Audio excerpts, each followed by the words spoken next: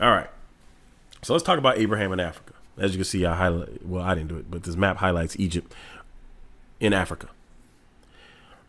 Abraham goes to Africa in the Bible. And there was a famine in the land, and Abraham went down into Egypt to sojourn there, for the famine was grievous in the land. And we talked about sojourning. It means a temporary stay. And it came to pass when he was come near to enter into Egypt that he said unto Sarai his wife, Behold, now I know that thou art a fair woman to look upon. Fair not meaning light skin, means good looking. Don't take that out of context. Some of these Eurocentric Christian doctrines will try to tell you she was fair skinned. No, it means she was beautiful to look upon. Dig into the Strong's Concordance yourself and verify it. Don't let these people trick you into believing that she was a fair-skinned woman going into Africa. Therefore, it shall come to pass when the Egyptians shall see thee, that they shall say, This is his wife, and they will kill me, but they will save thee alive. So Abraham was scared that his wife was so beautiful that he was going to get killed over her. Say, I pray thee, thou art my sister, that it may be well with me for thy sake, and my soul shall live because of thee. And it came to pass that when Abram was coming to Egypt, the Egyptians beheld the woman, that she was very fair. The princes also of Pharaoh saw her and commanded her before Pharaoh, and the woman was taken into Pharaoh's house. So Abraham and Sarah goes in the Pharaoh's house. Abraham is living lavish. This is how Abraham gets rich. He comes out of this whole situation rich because Sarah is in Pharaoh's house and Pharaoh is treating Abraham very well until God starts plaguing him. And then Pharaoh, hold on, let me back up. So Pharaoh gets plagued and Pharaoh cannot get her out of the house fast enough. He pays them to leave. He gives them riches and everything else, which is possibly where Hagar comes from. How Abraham ended up with an Egyptian concubine. Because when he left his house, it doesn't mention Hagar. When he left to go to Egypt, it never mentions Hagar. Hagar isn't mentioned until after they come out of Egypt. I'm not saying that's how it happened, but that's very, very, very likely how it happened. So Pharaoh can't get this woman out of his house fast enough when he finds out she's married. So let's go to Abraham and Hagar. So if you guys think that Israelites are pure, you got to think again. And they weren't allowed to mix with other people. Remember, Abraham's a Hebrew. He's not an Israelite. So I'm going to show you this because these people that they mix with early on in the Bible come back into play later. And if you understand who they're mixed with now, there's no way later you can come back and say they're pure. So depending on your answer, if you told me Hamites are not white, then you have to stick with that. If you say Hamites are black, you got to stick with it. If you said Hamites are not black, well, you're going to have a problem in a second. So this is Abraham and Hagar. Now Sarai, Abraham's wife, bare him no children, and she had a handmaid, an Egyptian, whose name was Hagar. And Sarai said unto Abram, Behold now, the Lord hath restrained me from bearing. I pray thee, go in unto my maid. It may be that I may obtain children by her. And Abram hearkened to the voice of Sarai. So Sarai tells Abram, I have this Egyptian woman, get her pregnant and her children will be mine. So that means Sarai, well, Sarah, I'll just say Sarah because I keep wanting to say it anyway, but her name gets changed to Sarah later. She is willing to accept a Hamite Hebrew baby as her own. So Abraham goes in and does it. So it says, in Sarai, Abraham's wife took Hagar, her maid, the Egyptian, and Abraham had dwelt 10 years in the land of Canaan, and gave her to her husband Abram to be his wife. This is Genesis 16, 1-6. And he went in unto Hagar, and she conceived. And when she saw that she had conceived, her mistress was despised in her eyes.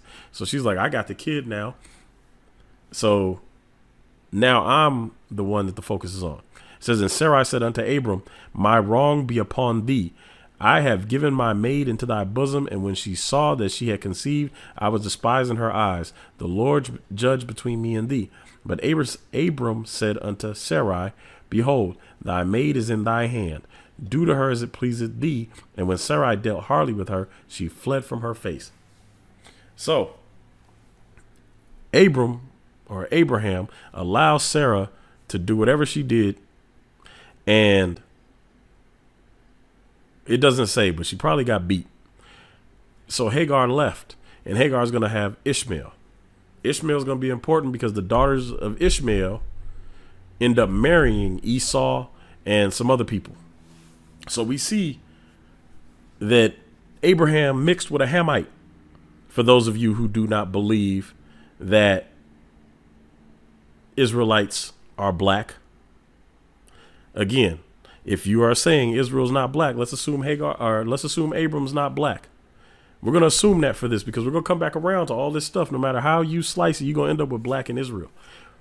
If you assume Abraham is not black and now he has a kid out there with this black Egyptian woman, and this kid is going to have kids with other black women, and then those kids are going to mix into Israel. It's going to come back around. So this is Princess Meritaten, who is an Egyptian. You see her lips, you see her nose, you see her hair. This is clearly a black woman. Now remember, the Israelites kept being mistaken for Egyptians. So for those of you who are of the belief that Abraham was not black, get over it, because we're going to see that Israelites and Hebrews were mistaken for Egyptians. But I want to show you this first. I think this is an interesting thing in history because this stuff is like literally right in front of our faces all the time. And yet we're still being told a lie as if we don't have eyes. So this right here is Akhenaten. You see his lips. You see his face. This is clearly not a white man. This guy's on Ancient Aliens all the time. They show him on Ancient Aliens all the time. So if you watch that show, you've probably heard the name Akhenaten 5 billion times. I'm not even going to get into all that. This is King Tut's father. This is Princess Meritaten. This is King Tut's sister, the one that was just on the page. This is King Tut. So look at these lips. Look at these lips. Look at these lips. This is King Tut. Look at his face. So does anybody here not believe that these people are black? Like, we can clearly see that these are not white people. If anybody wants to convince me that these people are white, please, please, please leave in the comments your best explanation as to why you believe these people are white or not black. But National Geographic tends to think black people are stupid. They might even think white people are stupid and whoever else they can sell this lie to. Because this is what National Geographic showed us that King Tut looks like. See, what they want to do is repaint the scriptures. They tried to paint their images in to the scriptures. So what they're doing is they're changing history. They're whitewashing history so they can say, well, look, this Egyptian is white. So when you see the Egyptians in the Bible, they must be white. And the Israelites look like the Egyptians. So the Israelites must be white, too. This is not true. We have eyes. We can see that these three do not equal this right here. I told y'all, if you're holding on to certain beliefs, it's going to be hard to hang on to them after this. Black Samson. So in Judges 13, we're told that Samson is from the tribe of Dan. The Bible, the series, I was trying to figure out how to say that. The series, the Bible, if any of you have seen it, featured this guy as Samson. How do you end up with this guy? You see the dreads, you see the black skin. How do you end up with this dude from the tribe of Dan if his parents aren't black, which they were in the series? But that means their parents had to be black and their parents had to be black, going all the way back to who? The original. You can't explain why you had this dark Danite who's an Israelite in the middle of the Bible series and you don't have a whole tribe of black Israel. But we're going to talk about how you get a whole tribe of black Israel, because all of them are black. But we're going to talk about some more details. So for those of you who insist that Israelites are not black, and I heard there was a huge uproar behind this when it first happened, I wasn't paying attention to it. But when they featured Samson as black, it was apparently a huge deal, which makes it inconsistent, because if you're talking about Israel, you can't just randomly throw a black person in the middle of Israel like he was the only one, like they only had one black Israelite family in the tribe of Dan. Come on now. These people think we're stupid. And this is why they don't want to debate, because I'm going to ask common sense questions and I'm going to point out common sense stuff. Now, why did they get the idea that Samson might have been black other than the description of the dreads, other than basic common sense and a map. There's a story. Teo went into this deeper than I'm going to, and than I did before, of Eldad the Danite. He's a Danite, but I'm only going to read part of this. It says, while it was regarded as merely a myth for many years, appearing in several written and oral traditions, something striking occurred in the year 880 CE, or AD for those who prefer, that left an imprint on Jewish consciousness for centuries to come. One day, a small, very dark-skinned Jew named Eldad showed up in the Jewish community of Corian in modern-day Tunisia, claiming to be descended from the tribe of Dan. Tunisia's in Africa, by the way. One of the 10. He's talking about the 10 lost tribes. He related fascinating accounts of the life and customs of the majority of Jewish people that had disappeared. Of particular interest was the knowledge he claimed to have of early religious law and the archaic Hebrew that he spoke. From this point onward, the existence of the 10 lost tribes was regarded as a fact, as something whose validity could be as something whose validity could be tested in reality. Where do the lost tribes reside? Perhaps in Central Asia or Equatorial Africa. That doesn't even make sense as a question. If he came from Tunisia and told you about it, Tunisia's in Africa. If he came from Africa and told you about the tribes in Africa, why would your question be perhaps in Central Asia or Equatorial Africa? It's clearly Equatorial Africa.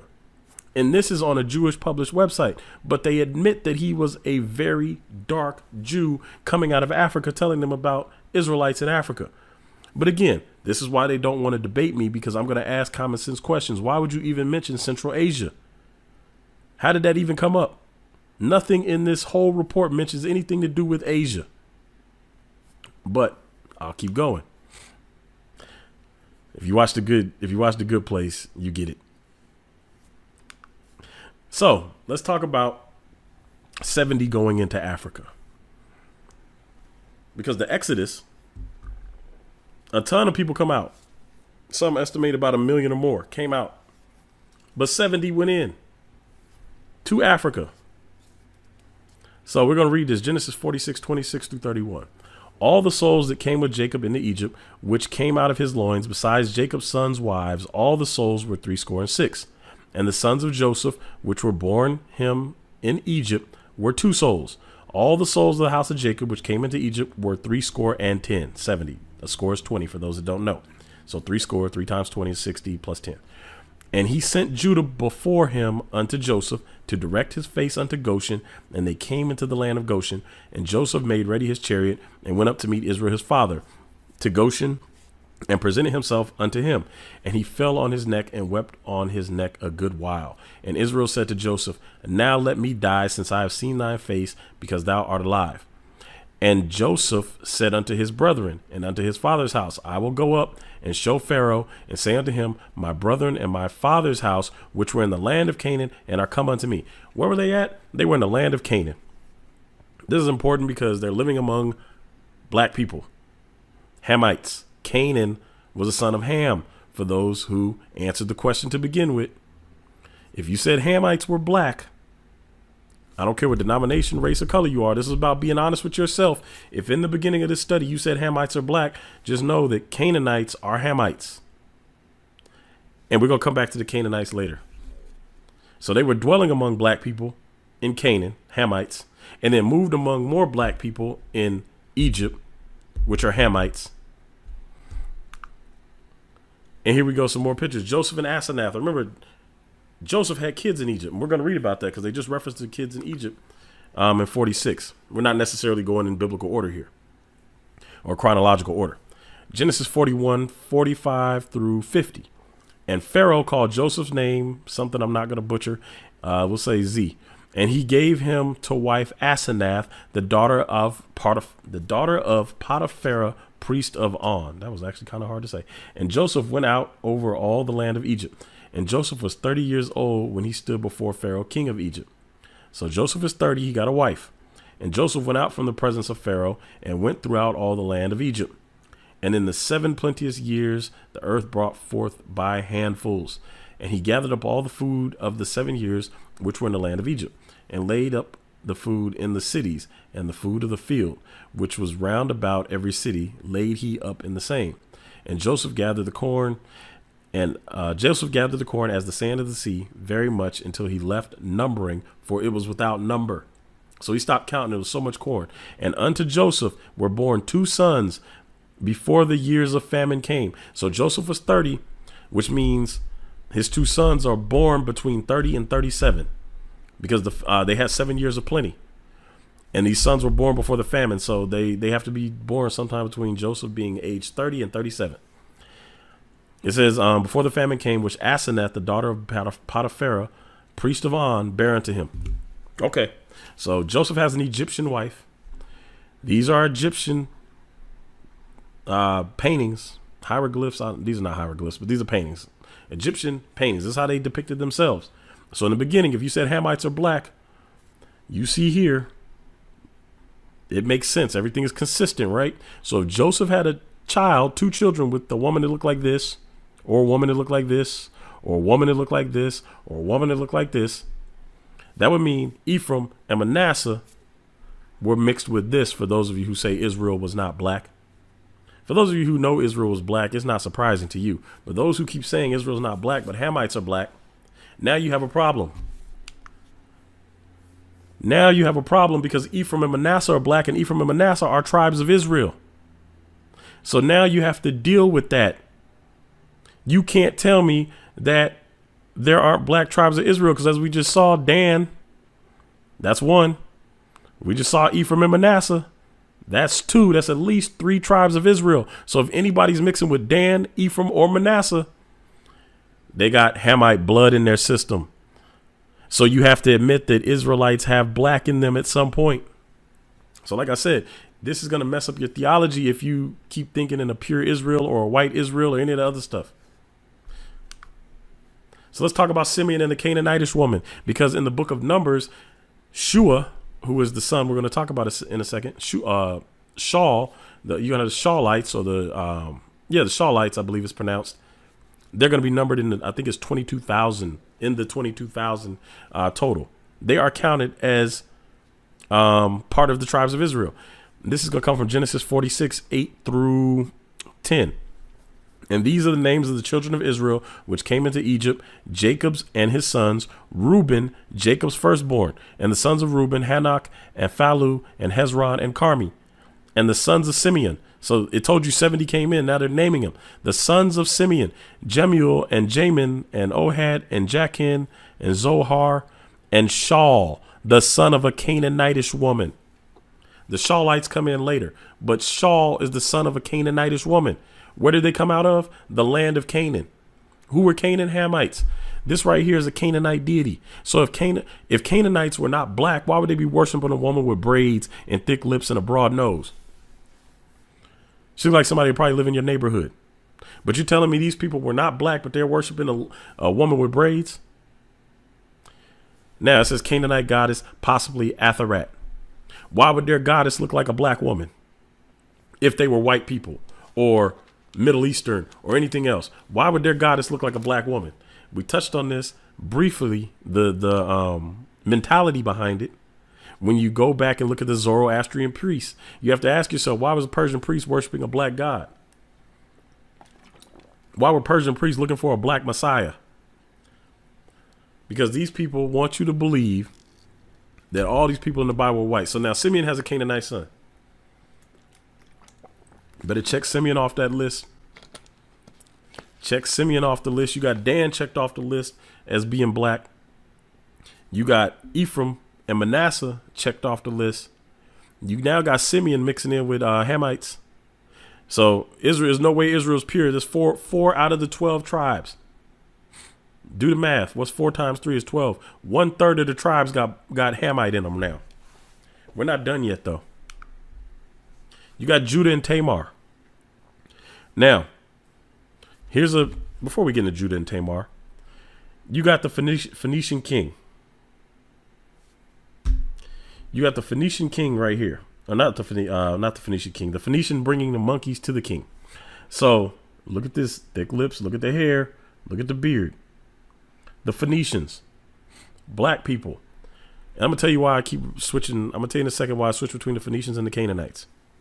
Now, for those who say Tamar was not a Canaanite. And some people say Tamar is an Israelite. Now I'm about to step on some camp toes. The camps that say Tamar was an Israelite, how? Please explain how.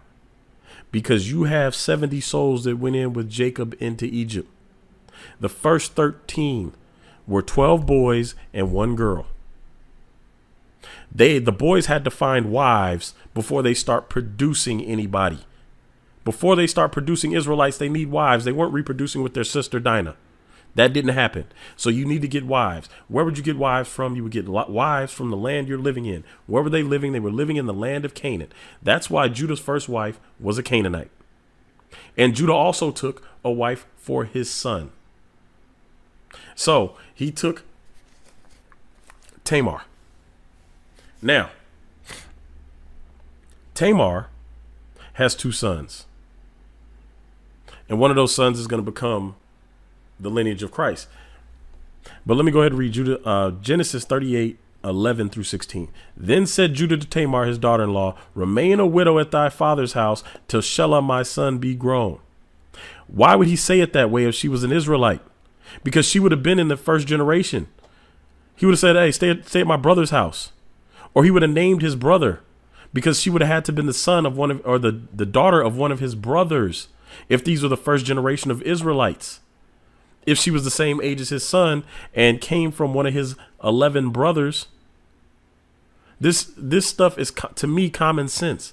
If you just look at it and look at the timeline and keep it in context, a lot of these people in these camps couldn't teach you some of this stuff.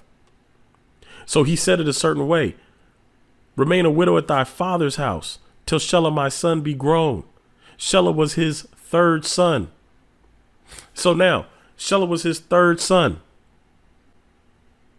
She was supposed to wait until Shelah was grown up, which means she was older, which means she was closer to probably Judah's first son's age, which is who he took her for. So that was the first generation. It would have said Judah took a wife from the tribe of whoever, but it does not say that, because Tamar was a Canaanite, because they were living in the land of Canaan. It says, and in the process of time, the daughter of Shua, Judah's wife, died. So Judah's wife, let me back up. So you have Shelah and you have Shua. Let me read that again, just so you guys aren't confused, because I almost confused myself for half a second when I reread that. All right. In the process of time, the daughter of Shua, Judah's wife, died. So Judah's wife is the daughter of Shua. Shelah is his son.